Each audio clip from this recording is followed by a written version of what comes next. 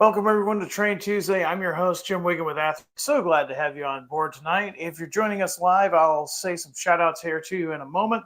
If you're catching us later on YouTube and you like the content in which we deliver on a weekly basis, please do us a favor.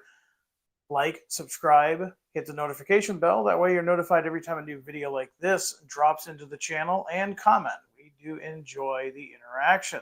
Speaking of interaction, let's see who's joining us on the live feed tonight. See, Ronald, DG Model Works is in the house. Derek, Sid, BN Green 1970, Rogan, Alcoman Kyle, Greg, and Jameis 151 is here. He says, finally catching the live. So welcome aboard. I'm glad you caught us live. Sometimes Tuesday nights can be kind of tough for folks. Well, I want to say thank you for everybody that stopped by the booth this past weekend. I got to meet a lot of you at Train Fest, and a lot of folks. I wish I could remember all your names. However, I'm really bad with names. But if you did stop by to talk to Mark and I about trains or Athearn in general, thanks for stopping by. I was a little disappointed because in the previous Train Tuesdays, I told you that I wanted to have the SD70 ACUs as well as some other things there at the show. And unfortunately, those got delayed, and I was not real happy with the fact that I had nothing to show for that show other than stuff that we had just shipped. However, we still had a good time, and it looks like those projects that I wanted at the booth are going to be here pretty shortly. So that means we'll have plenty to talk about Train Tuesday in the coming days. Let's see who else is joining us. I see Michael has joined us. Ronald, Harold Alexis is here as well. Mr. Sean Thomas and Harold as well. Delta 9 has joined the chat room. And let's see, anybody else? That looks like that's about everybody. We got about 65 folks on board tonight. And we're going to have a good time. KCG Rail Gilbert says, hey, Jim, I see you had a chance to see James Murray. I did. If you know this gentleman, he goes by the name of Murr, and he's on a rather interesting television show where he plays some practical jokes with his best friends. Well, he was at Train Fest not to do some impractical jokes, but rather to promote the hobby. Now, he is pretty famous right now in the model railroad community, and the NMRA was nice enough to bestow an award on him. And we were all there to celebrate it, and it was nice to see yet another person that is probably considered to be comedian Hollywood that has joined the ranks of model railroaders. So really good to meet somebody like that, a great ambassador for the hobby, and I'm sure we'll see more of him in the future.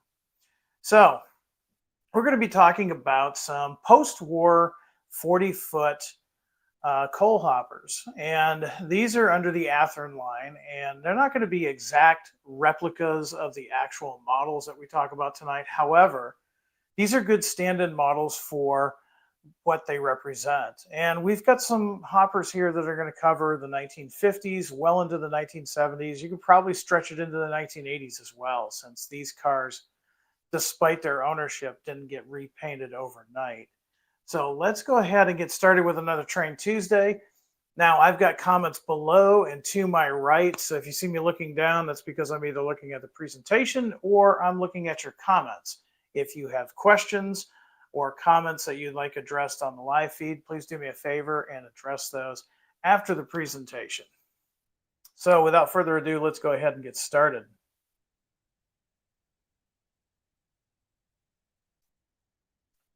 So these HO scale models were originally announced back in June of 2023. Now, these models have been in the Athearn inventory for quite a while. However, like everything, we've been doing some refinements. We've been doing some updates. These models are no different. These have really nice Athearn tooling. Now, they're going to have everything that you're used to, but you're still going to have some of the finer details that you may not be used to in the Athearn line. That's actual grab irons, brake detail, and things of that nature. They're not going to go super detailed, meaning that they're not going to have cut levers or air hoses. That's a Genesis item. But the consensus with everybody that I talked to at the show this past weekend believes these are perfect for operators because they have just enough detail to satisfy our detail needs without going too far And we all know that we probably have one of our buddies that's operating trains with us that gets a little too rambunctious with the uncoupler tool and maybe breaks an air hose or a cut lever. Now, if you don't have one of those, well, it may be you, but nobody's perfect. So let's talk about what we're offering in this run. These are available right now at your hobby dealer. If you pre-ordered these, you're probably enjoying them right now. If not, you might want to talk to your hobby dealer. So we're going to start with 1950s Santa Fe. This is perfect for you guys that are modeling the steam era, transition era, or the early diesel era. Now, naturally, these could last into the 1960s, no problem, as is, with a little bit of weathering. You could probably even go further into the 70s with some additional decals, maybe an ACI panel, but generally these cars stayed pretty much the same through their career. Now, the Santa Fe, as well as the other cars that are being offered in this run, are being offered as a single car only, as well as 2 complete 4-packs. And you'll notice on your screen that those road numbers do not repeat. They're all unique. Now, if you don't believe me, you can look in the video description below and find links to the original PDF announcement, as well as links to purchase one of these at Athearn.com. Now, I highly suggest you purchase these cars through an Athearn dealer. Anything that's purchased through Athearn.com is substantially higher. It's basically the retail price. An Athearn dealer will give you a much better price. Next up, 1960s Burlington. Now, these are really similar to the Havelock built cars that the Burlington had built in the early 1950s. A subsequent order later on in the mid to late 50s was built by Havelock. Havelock was Burlington's own car shop. These are not direct, exact models of the Havelock cars, but they're really good close proximity. And really for the Athearn line, these are pretty darn close. These are great models for you Burlington fans. And if you're like me and you're modeling a slightly older version of the Burlington, you can certainly run these as is into the 1970s. These cars did not get painted right overnight after March of 1970. They soldiered on for these colors for many, many years. Here's an example of the 4-car set. This is the Canadian National. This is another 1950s. Again, you're going to be able to get just the single if that's all you need. However, if you're trying to build a coal train, you can do that very easily with this 4-car set. 1950s Canadian National, perfect for anybody that's modeling anywhere in Canada. Of course, you can also get these into the upper Midwest as well as New England. Speaking of the upper Midwest, we've got Grand Trunk Western. This is another 1950s era car. Again, a lot of these cars, we give you a range. The 1950s, you've got a 10-year window there in which you can model. However, if you want to go further into the 60s and 70s, a little bit of research online, some decals and some weathering will certainly allow you to do that. So don't let the advertised era stop you. Go ahead and pick these up if you feel that these are going to fit your railroad. And then finally, 1970 Seaboard Coastline. Of course, by the late 1960s, Atlantic Coastline and Seaboard merged to become the Seaboard Coastline. That would last until 1983, until they became the family lines, and eventually would merge with Chessie, becoming CSX. Now, the Seaboard Coastline, that really cool logo, this was actually one of the more popular ones that we had at the show this past weekend. This is going to be available, of course, as the single as well as the 2 4-car sets. So if you're modeling the 1950s into the 1970s, any one of these sets would work well for you. Now let's talk a little bit about the details of these cars. So you'll see here in a moment, these do include removable loads. Now, we talked a little bit about it last week when we talked about the Ortners. You can remove these pretty easily. However, a lot of guys that are into operations, what they like to do is they like to glue magnets on the underside bottom of the load. That way, when they're spotting the cars, they can remove the loads very easily with a magnet. And that just removes, and you've got empties. You can replace them with fulls, and the process goes over and over again. They fit in there really nice and snugly. Of course, these are going to have factory mounted McHenry scale knuckle couplers. Should you want to change those out, you can. Keep in mind that diagrams and exploded views are available at athearn.com for each product number that's featured here tonight. These also have factory applied wire grab irons, stirrup steps, and braces, as well as brake platforms. They do have precision metal wheel sets. These have the RP25 contour. What that basically means is that will work on any factory made HO scale track. Now, in the case for myself, the layout behind me is using code 70 and no issues whatsoever. These also have separately applied brake gear, including the brake wheel housing, air reserve, brake cylinder, triple valve, and train line with supports and roping eyes. So once again, even though these are Athearn models, they're really nicely featured and detailed. And really, most folks that are going to be wanting to buy these are going to want these in groups of 4 so they can put together their coal train. Now, if you're part of a modular group, say Fremo, or you just want an impressive train on your club layout, these are going to be your go-to models. Now, of course, these are highly detailed injection molded bodies. This is plastic, so the plastic captures all of that detail really, really nicely. Also, where you have your grab irons and such, that's all metal. That's all pre-bent, painted, and inserted into appropriate places. So it really captures the detail really nicely. Those items are not plastic molded. They're actually separate details. Now, the minimum radius on these cars is 18 inches. So that means my little layout behind me, with its really tight 18-inch radius, will have no problem navigating that curve. So before we go on, let's see what kind of questions you all have in the audience.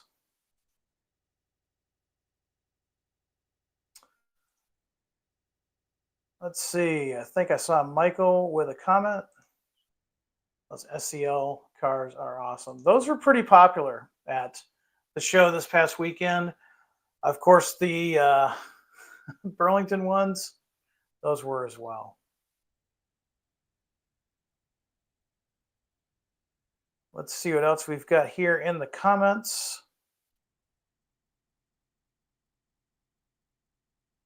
John's saying these remind me of the Athearn HO blue box kits my father put together in the 1960s. Now, that is a really interesting comment.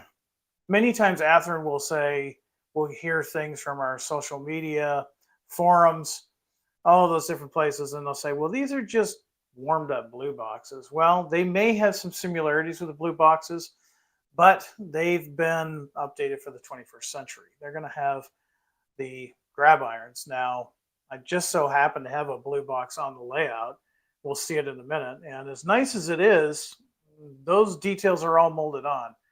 Now, it's not the same car. It's just an older blue box car. But those details are molded on. The other thing is I had to buy aftermarket couplers.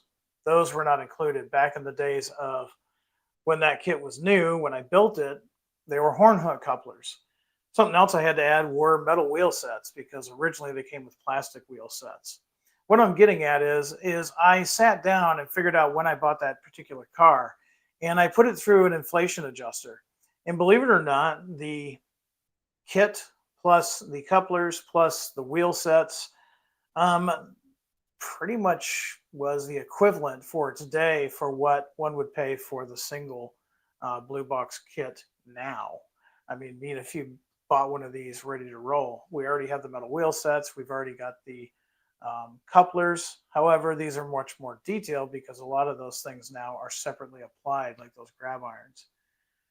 The biggest thing, though, is the printing is so much better nowadays than it was 30, 40 years ago. Now, my blue box that I have was actually purchased probably in the late 80s, early 90s, and the printing's actually not bad. It's pretty good. But it doesn't hold a candle to what we have on our layout tonight by Athearn. But they do certainly remind you of that because I've had some of these in the past. And let me tell you, the old blue box ones, they're really cool, but they just don't have the detail.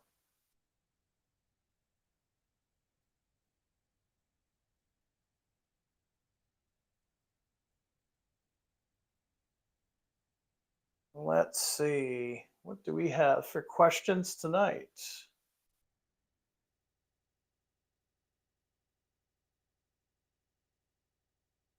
John says, I would love to see the CB&Q and Santa Fe and N scale. Well, good news is when we had announced these in HO, I believe we did these in N scale as well. So they're just coming later down the road.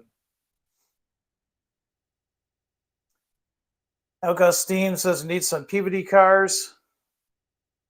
We ran those a couple of years ago. Jason says, I might place the SCL on the Treesville Southern just to have to update the trucks. You need those. The Treesville Southern needs all of those Seaport coastlines. Definitely none. Going back to see if there's any questions while I was doing the presentation.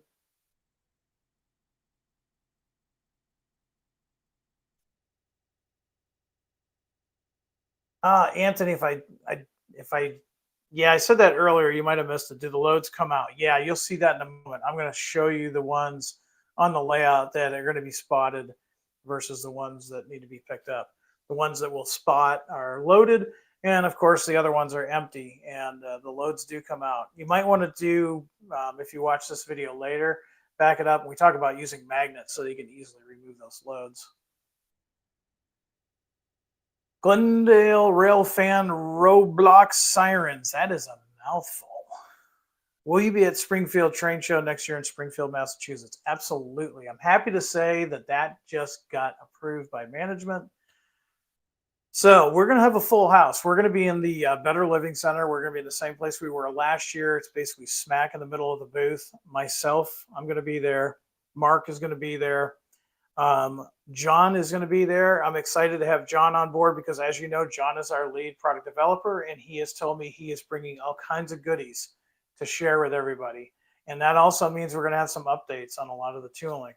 Also, Robert Kennedine is going to be there. He is one of our product developers. So we're going to have a full house. Just about everybody from Athearn is going to be there. We're all looking forward to it. If you're going to, please stop by the booth and say hi and talk with all of us. It should be a good time. It's probably one of my favorite shows of the year. Let's see.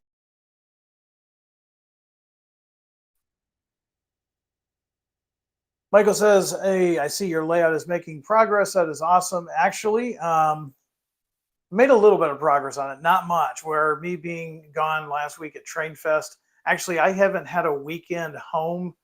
Well, I shouldn't say home. I haven't had a weekend in Illinois for the whole month of October. In fact, I'm looking off the stage left, and the calendar still says October. I haven't been here much at all. November, however, I'm going to be here. I'm going to have some weekends to work on the layout, and looking forward to it. Tim says, hey, thanks for answering my question last week. It's greatly appreciated. I try to catch them all. I can't always catch them. Sometimes time is up against me as well, but I try to catch them. A lot of folks saying they're going to be in Springfield. I should hope so, Sean. I would hope you'll be there. Good idea. I'm taking Amtrak out to Springfield, Mass. I did that a number of years ago with a good friend of mine. It was a real quick, short story for you. A good close friend of mine, as well as a rail fan, he developed cancer at one point, and he fought cancer, and he won. And so to celebrate his triumph over cancer, we decided that we would go to the Amherst show. Now, this was before I was working for Athearn. I was just a lowly civilian. I didn't know anybody at the time, but I did know about Amherst because I'd been going there for 20 years at that point. So we decided we'd go there to celebrate. We got tickets for Amtrak. We left Bloomington Station and then went to Chicago. And then from Chicago, we went all the way to Springfield, Massachusetts, where we got a rental car. Now, the experience was amazing. We had a lot of good memories on that trip, saw a lot of cool things. You see a part of the country you just don't see normally from a car or an airplane.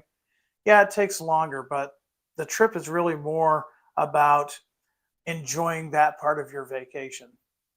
We had a great time going through the 4 buildings. and seeing all there was to see. And of course, when it was time to go, we took the train once again to go back home. If you ever have the chance to take Amtrak to a train show, I highly suggest it. It's a great way to see the country. And again, you're not going to see that from an airplane, and you're not going to see it from the highway of a car. The closest thing that you can probably do is take some of the back roads in a car, but the train's just much faster at that point. You also get to meet a lot of great people like you who like trains. So check it out. And with everything going on right now with air traffic control and airports, I think I'd rather take the train. Let's see what else we've got. Maybe one or two more questions, and then we'll go ahead and take a look at these cars in detail.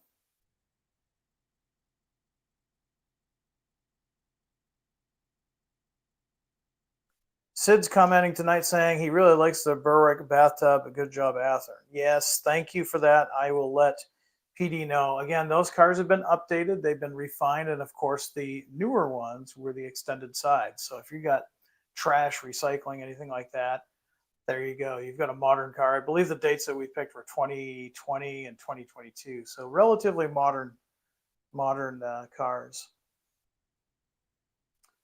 All right. Who else we got commenting here tonight?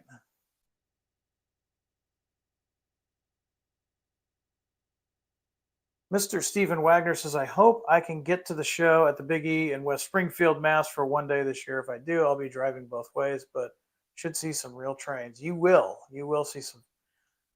People want to know, how long have you been going to the Springfield Mass show? If you know that there's a rail yard not too far from the Big E Exposition Center, I'm old enough to remember when that was still Conrail. So I've been going to that show for quite a while. I was waiting for this question, and I'm so happy to say I've got some good news. Finally. Good evening. Any word on the Surfliners? Yes. As of Friday, when I was at the show setting up the booth, my boss, Mark, was in touch with all the powers that be. They were finalizing some of the last tooling, some of the last refinements that we had to do, and POs were being issued out. That means we're probably roughly 6 months from seeing production samples. I am extremely excited to say that because it has been a long road waiting for these cars. If you're as impatient as I am, or not as impatient as I am, it's been a long time coming. Now, I'm happy to say that we're probably going to have some updated models at the Amherst show. John was hoping to send some for the Train Fest show, but it just didn't happen. There were some scheduling problems on both of our ends, so we didn't have them there, but we should have them at Amherst. And by Amherst, that's about 2-3 months away. We'll even have better ETAs on there. Roughly, we're looking at hopefully 6 months.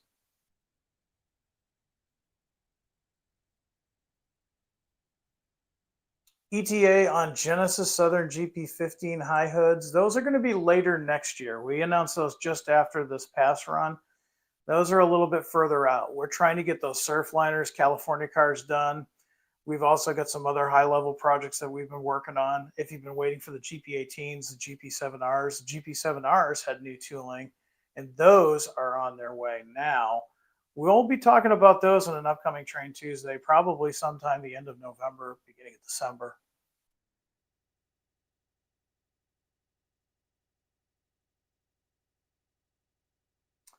Let's see what else we've got.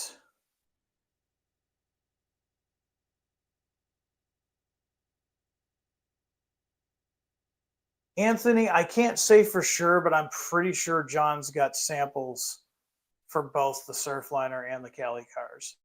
I'll know more as we get ready to put that show together, but John has been talking to me and telling me that he's got some stuff that he wants to share with everybody. Any updates on the CMW GP7Rs? Yeah, they are on the water right now, last I heard, so we should be seeing those in December. That was another set of locomotives that I really wanted to have at Train Fest that got delayed. Delays happen. We all know right now the world's kind of a crazy place. I know you guys hate it because I had to have this battle on social media last week, but yeah, tariffs do slow things down. It sounds like right now things are stable, so we shouldn't have any more delays.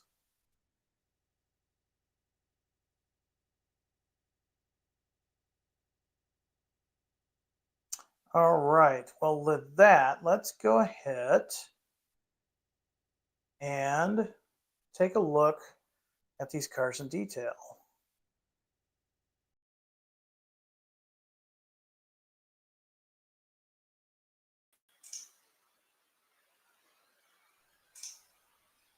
All right. So here we have in the mini yard, I guess you can say, we've got these Burlington coal cars. And I'm going to try to zoom in on some of these details.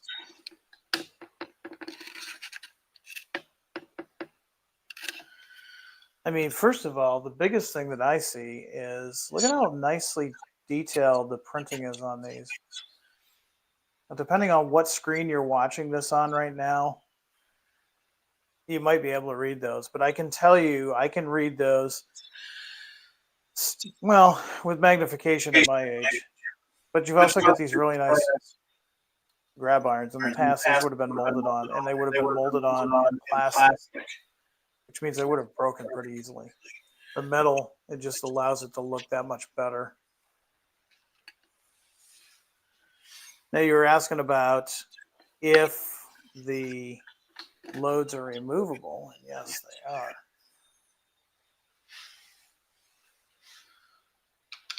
Tilt this up so you can see. There it is without the load. And if you're doing like operations like I'm doing, you're probably going to want to put some magnets in there so you can remove them easily, because otherwise they're a snug fit. I won't say they're tight, but they're snug fit. So it's going to be a little interesting to get those out with just your fingers. So just go ahead and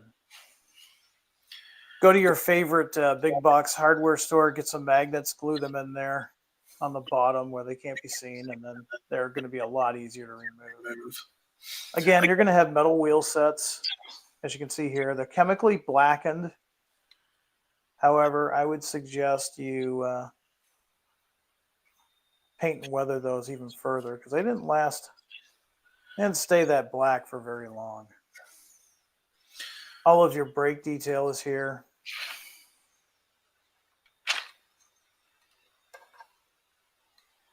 Just really nicely done models. And again, these have just enough detail to satisfy someone that's operating. You don't have to worry about push this car together to show.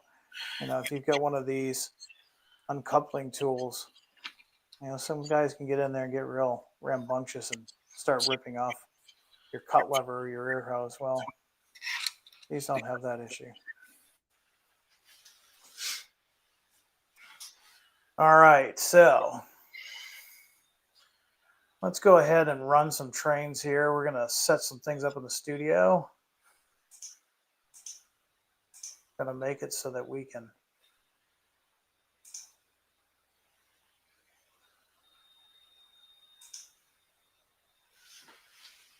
get our locomotive staged and ready to go.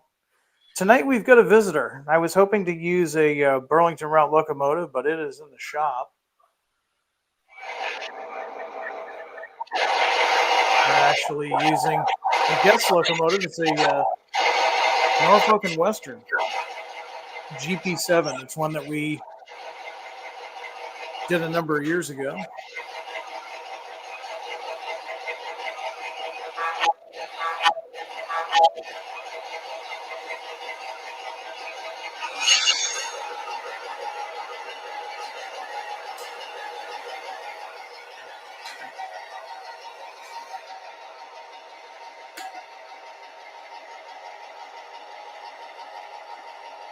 And he'll be coming into that frame here shortly. While he's getting backed up, I'll see if there are any questions.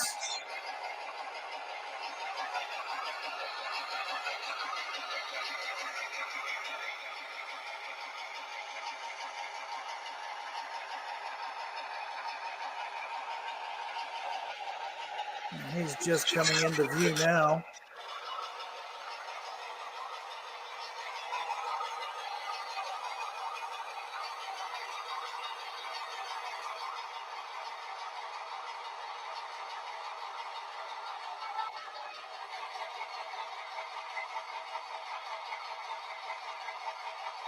One thing that I like to do in a small layout like this, give the time for our brakeman to go down there, throw that switch.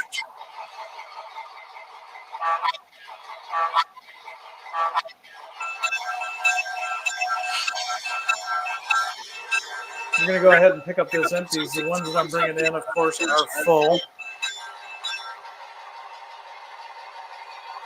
Again, these do come with the McHenry couplers, but if you want to swap them out for your favorite preferred brand, you can definitely do that.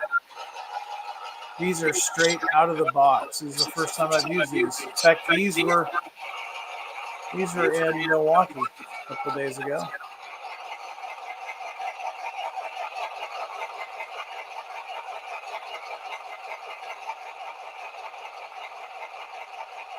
All right.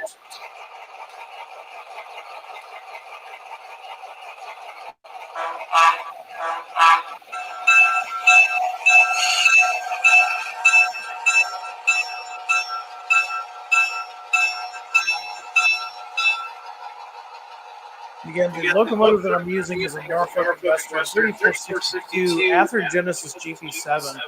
We announced this back, I believe, in 2020, and it came out in 2021, 2022. Probably not available anymore. This is just one that I purchased. It's in my inventory. Yeah, it's something a little bit different tonight. We wanted to run something we would have seen in the 60s, and certainly the Norfolk Western in the blue with the hamburger logo would be appropriate.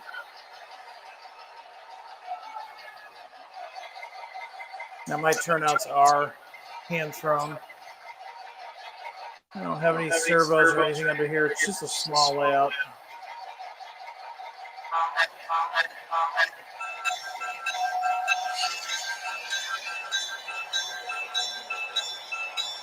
Now another thing, if I want to tell folks, is this locomotive, I bought it 2 years ago. I think this is the first time I've used it. And it is set up from the factory. If it seems like the bell is loud or the prime mover's too loud or the horn's too loud, keep in mind with the Tsunami 2, you can go in there and adjust the CVs. And you can adjust the sound level from 0 to 255, however you like. And in our case, it's a small layout, so ideally I would have a lot of these sounds turned down. You can do the master volume, which will do all of the sounds, or you can do the bell individually and all the other sounds individually as well. We're going to back him up right about here, and we're going to uncouple him on camera. And folks have asked what I use to uncouple. This is a Rick's Products uncoupler. It's just a spade shaped device. You see how easy that was? Took care of that real easily.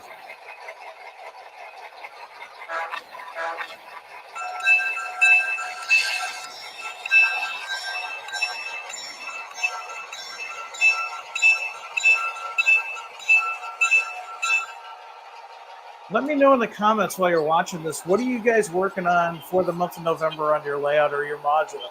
I know everybody doesn't have a layout. Maybe you got a module. Maybe you're working on a portion of the club layout.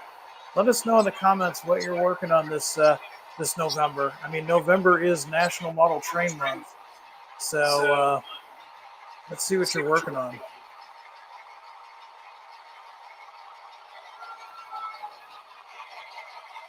So if you just have a small layout like I do, you know, this is a real sped up version of what I would normally do. You can still have a nice operating session with some nicely detailed charts. Yeah, JDS, we're still going to have an echo just because of the nature of the studio. We're still looking at some good microphones for the layout procedure. But a lot of guys like to watch the stuff run.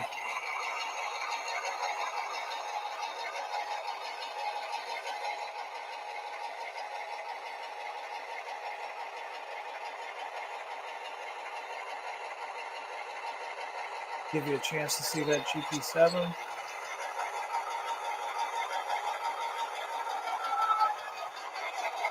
This was the point of time where Norfolk and Western was painting their locomotives Pelver blue.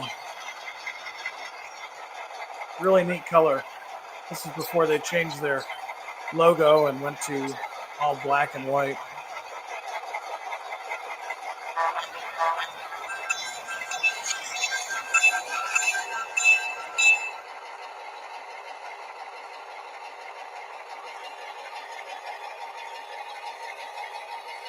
Terry, I see your comment out there. I'm not going to put it on screen just because I'm working the train, but sounds like you're getting ready to go to the Oklahoma City train show. I hope to get out there someday. I've heard a lot of good things about that show. Really want to get out there at some point, so keep us posted and let us know how that show is.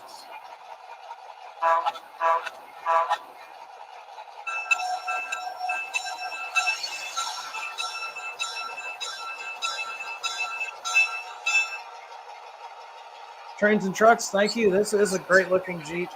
Not my home road. This locomotive is on foreign rails right now, but it's not too far from home. In real life, where I'm renting in Illinois is not far from Decatur, Illinois, which of course is where Norfolk and Western had a lot of its facilities. It is nowadays modern Norfolk Southern.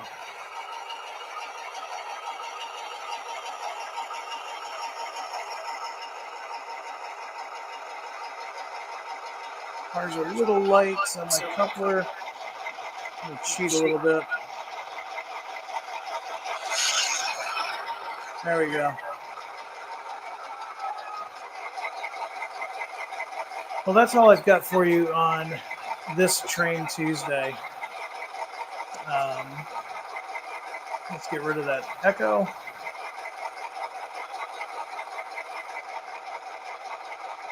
Elko Steam, you are absolutely right. Decatur was originally Wabash, and yes, I knew that. And I also knew that in 1964, Wabash merged with Nickel Plate and became Norfolk Western. Of course, Norfolk Western was in there as well. So, despite being a New Englander, I do know a little bit about the rail heritage in my area. I find the Midwest to be a fascinating place to learn about the rail history. So that's all I've got for you on this Train Tuesday. I hope you enjoyed this. Tune in next week, same time, 7 o'clock. And I hope to see you at an event or a train show. Until next time, everyone, do what I always say. Be happy, be safe, be kind to others, do some good modeling, and above all, high greens, everyone.